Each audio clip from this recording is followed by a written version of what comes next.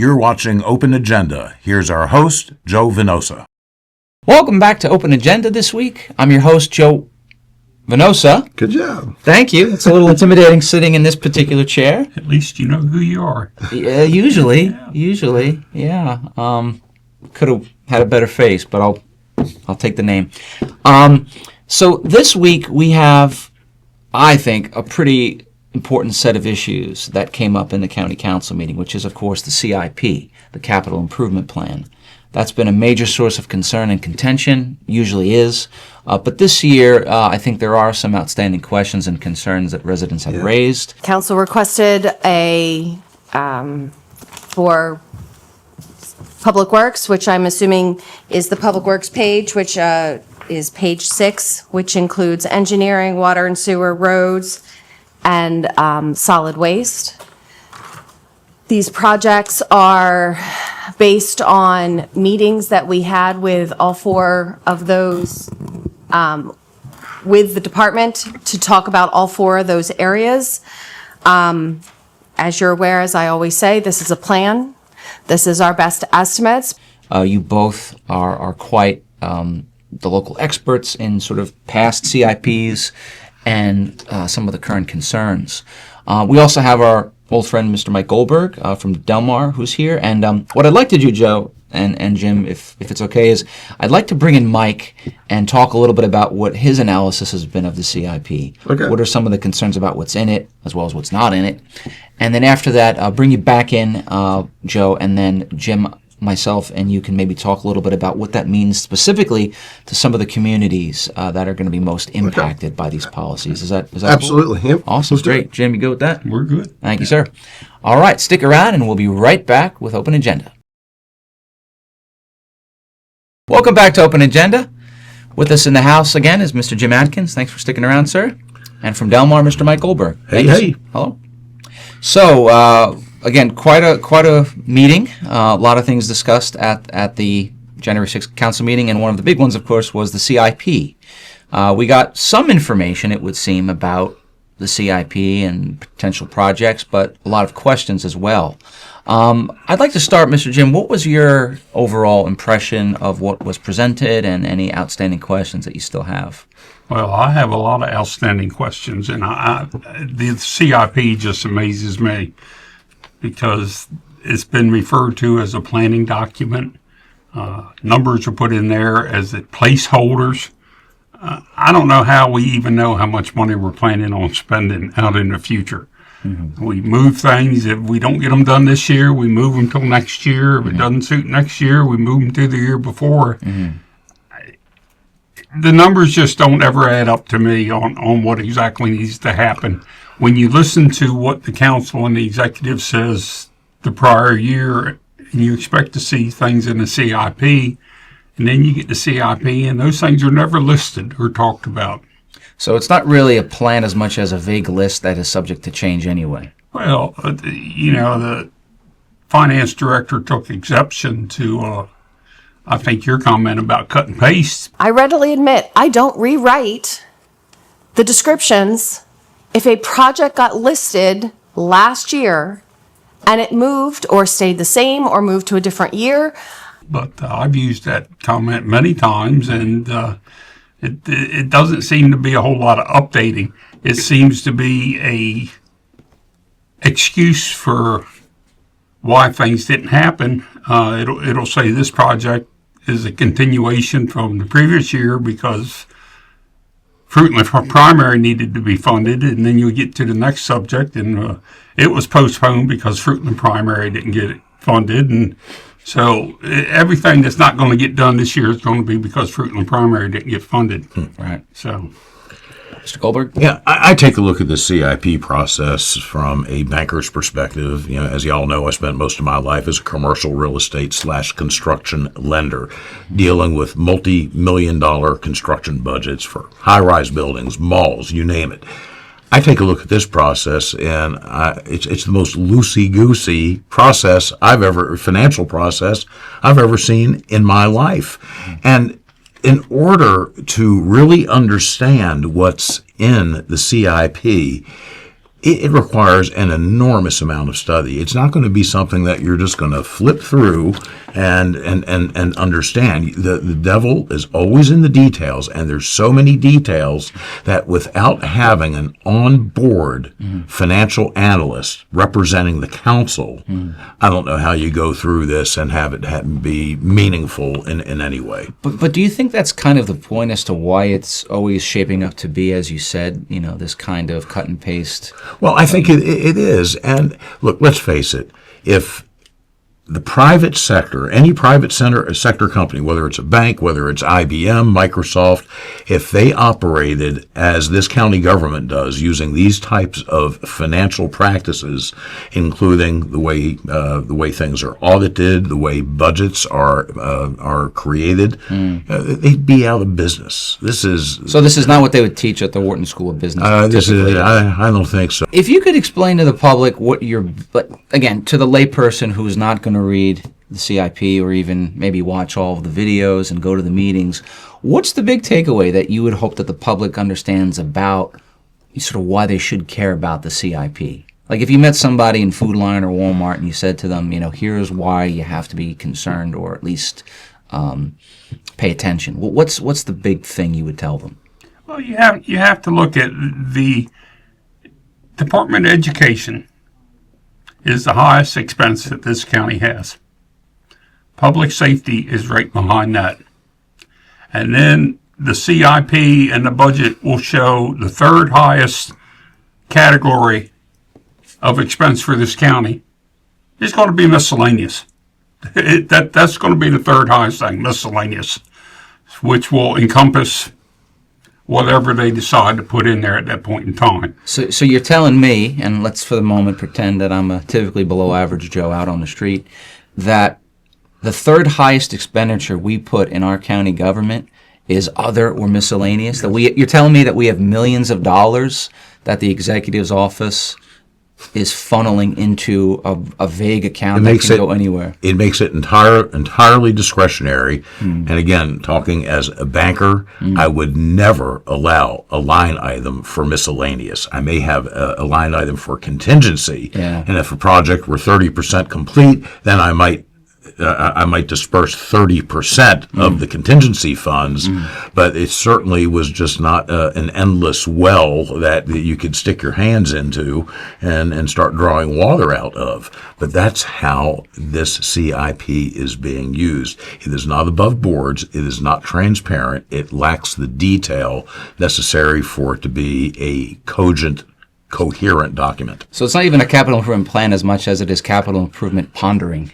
Oh, it's a wish list. It's a wish list. But I think the CIP this year, and it needs to be addressed the same as last year. Now, we've talked about the fiscal audit for the year, and hopefully by the end of January, we're going to have a fiscal audit.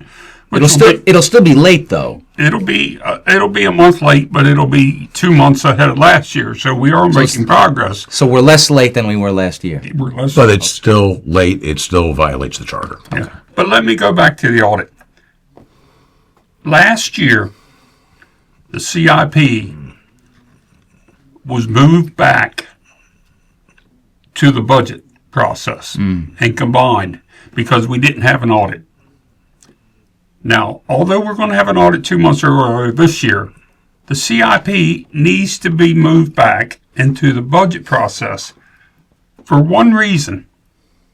Even if you already had an audit, it still needs to be moved back. You have a collective bargaining agreement this year with the Sheriff's Department. Nobody has a clue what the expense of that is going to be. I think some people have a clue. Well, no, they don't. Well, they've maybe got not a the lot of public. educated guesses, but they don't know. And to even think that you can come up with a CIP or a budget for the county when you don't know what this major expense is going to be, you're just throwing darts at a wall. Yeah, that's all you're doing. But isn't the chaos sort of the point as far as putting all this money and these deadlines at the same point and then pushing it through? If I'm looking at this, because I think we've seen this in past years, it seems to be that mode is how certain interests get what they want. Am I wrong in thinking that? Well, you get the executive branch to come in there and say, we have to have this money immediately. Yeah. And I mean, we can sit here today and we can put our wagers on what day in July the first department will come back in after the budget is signed and say, we need more money. This wasn't in the budget. This wasn't in the budget. You hear that so many times throughout the year. It's like, why do we have a budget? Because we have a balanced budget. We have to have a balanced budget. But then a week after we balance the budget, people come back in and say, well, I forgot to put this $1 million in. Yeah.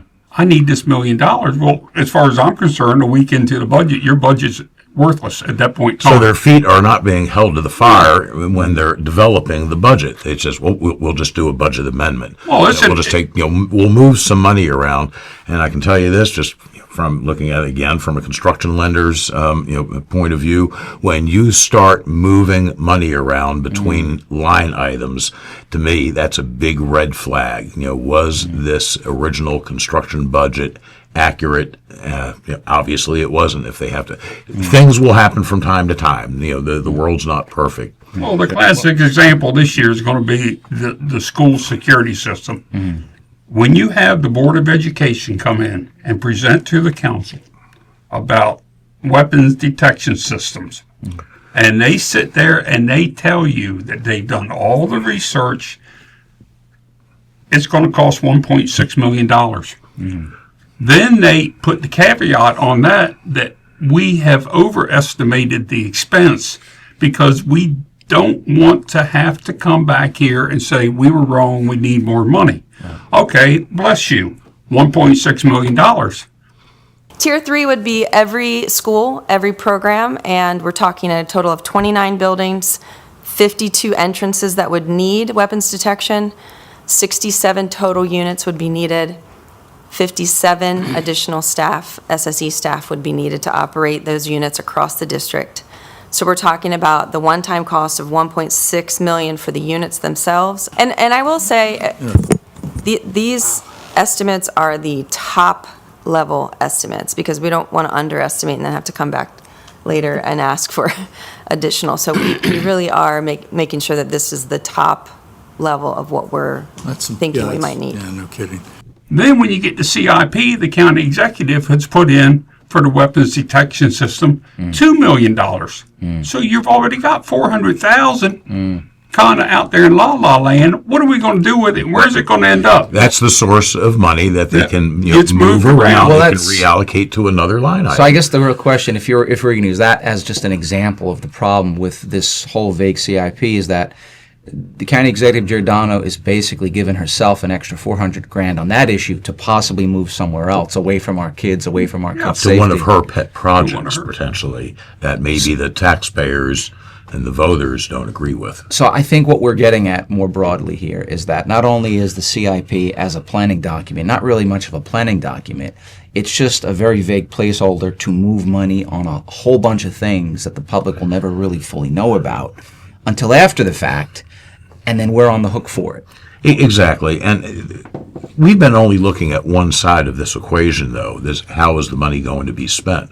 But we also have to look at what the sources of funds are. We talked about this on one of our prior shows, and a full 48% of the sources of funds is coming from sources that are not committed. We don't know how much the state grants are going to be. We don't know what a source of funds called other. What is that? Is that just manufactured on a printing press or to be determined? You haven't tied down where the money's going to come from. If you don't know where it's coming from, how do you know how much you can spend? I will readily admit I'm a public school kid. I went to Ramapo College. I didn't go to the Wharton School of Business, but I would be very worried if we're relying on other and to be determined as major sources of revenue, especially given that we're looking at a state budget situation, which, as Councilman Hastings and others have said, is really going to be a very difficult situation, to say the least. We're very worried about losing our disparity grant. So it is kind of frightening that you have the highest levels of budgetary analysis relying literally on things that we don't even know of. You've got only a couple of people in the administration. You have the director of finance and the deputy director of finance, both of whom work for the county executive. Who does the county council, who's supposed to have some oversight authority here? They have to make decisions on approving or disapproving the budget. Are they given a financial analyst? No, they're not. All they have is the internal auditor. But otherwise, they are forced into the position, if they don't have the expertise themselves, of having to rely on whatever they are told by the director of finance.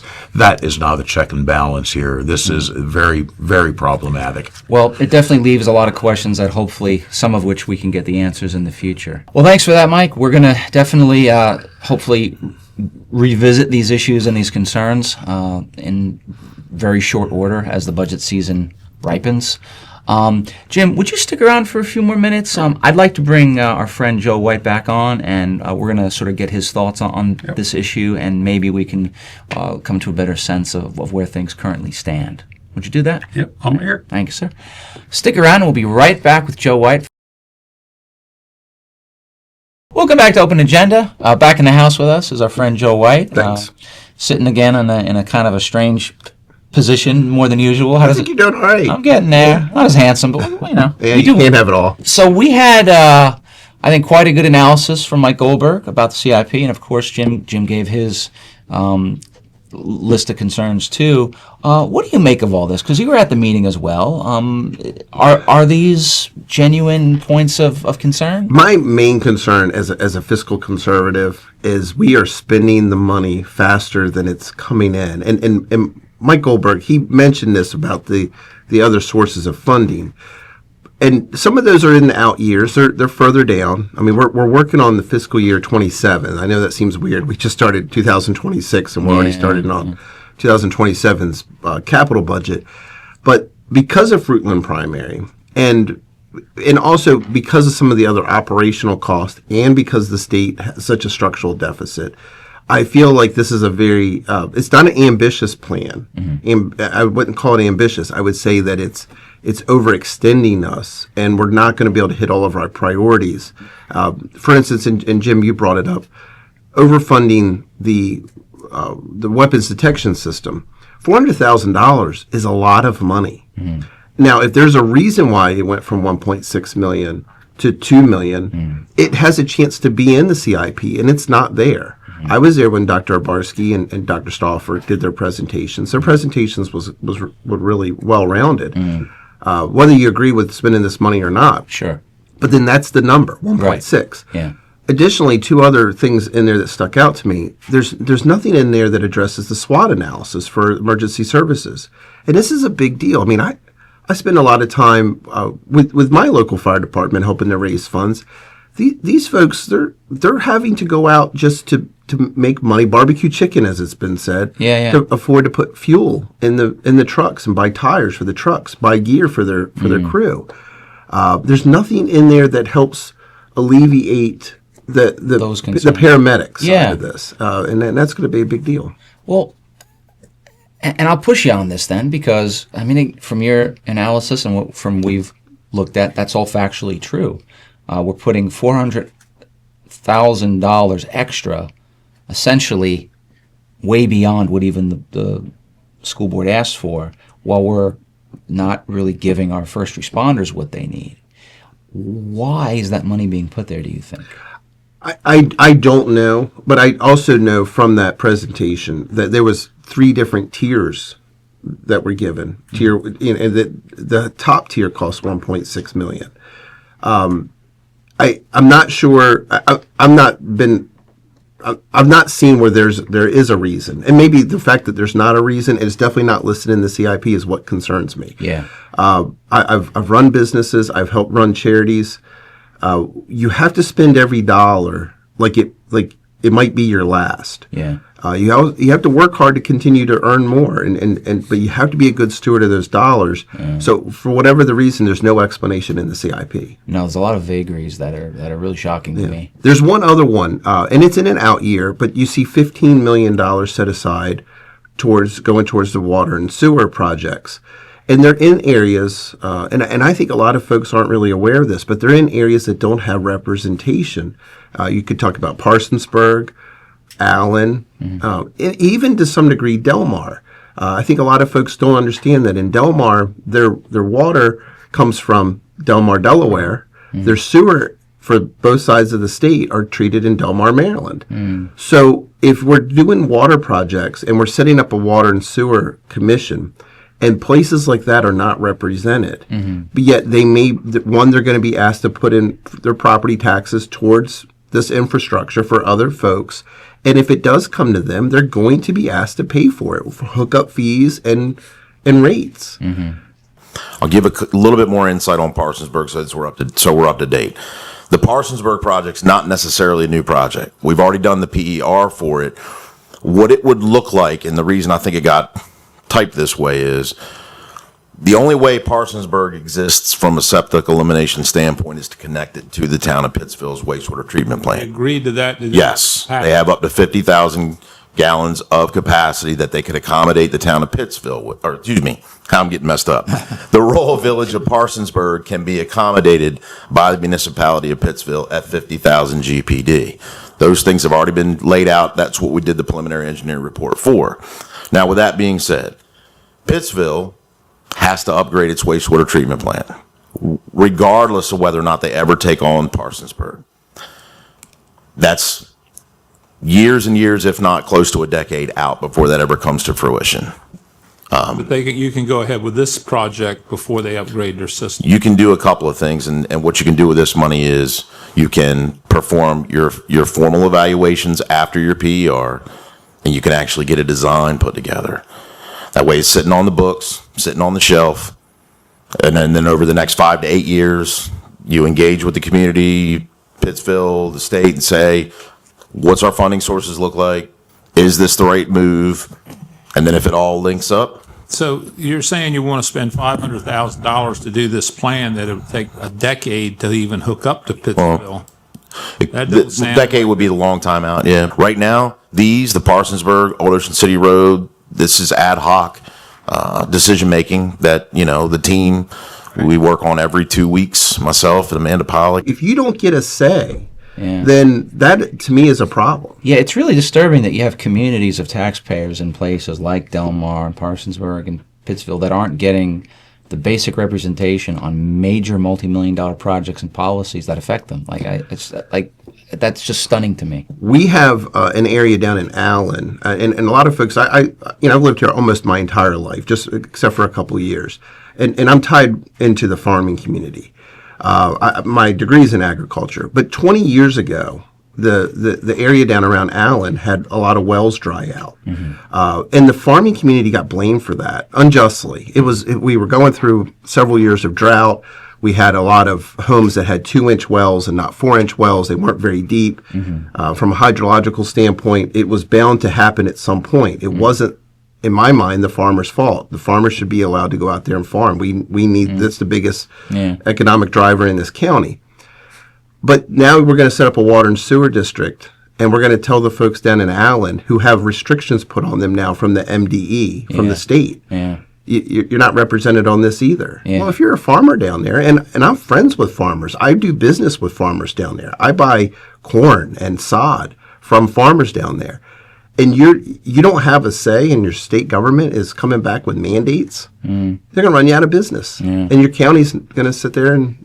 Well, it seems like the county is working hand in hand with Annapolis based on some of the people that they're also trying to get sort of in these... Well, I don't know if they're working hand in hand, but so much more of this is being pushed down from the state level that the county doesn't have any say in it. The development things that are going on, the percentage of solar land that you have to have in the county. I mean, the county can say, we don't want this, but the state's basically saying, this is what you're going to have, and this is exactly where Joe is, that this water and sewer thing, right now the county may be planning it and looking forward to it, but who's to say that a few years down the road, the state just doesn't say, no, this is how it's going to be, here it is. Seems like we get to pay for it, but not have any voice in what actually gets implemented You more pay and for a more. lot of things in the state of Maryland that you never use. There's a lot of highways and expressways and all on the Western Shore Yeah. that you never ride on, but you've paid for. Sure. And that frustration happens from the state, and there's not sometimes there's not a whole lot that you can do about that. But we most certainly can do something about it here in this county. Yeah. And I don't want to see farmers, and I don't want to see towns like Delmar, Parsonsburg, Allen get left out. Well, and I think that gives us all the more reason to focus on things like the CIP and the kind of people that are put on these various boards and commissions, because it really does have a huge impact locally. As it was said earlier, the devil's in the details. That was in the details. Get the details. Yep. Well, thank you for your time. I appreciate the analysis. We're definitely going to be coming back to this issue more and more as budget season, heats up. But we shall always venture to say that when things are known to us, we will try our best to inform the public. So thank you for your time. Thank you for watching Open Agenda this week. Thanks for letting me sit in this chair also. And we will be back next week with a new episode. Take care.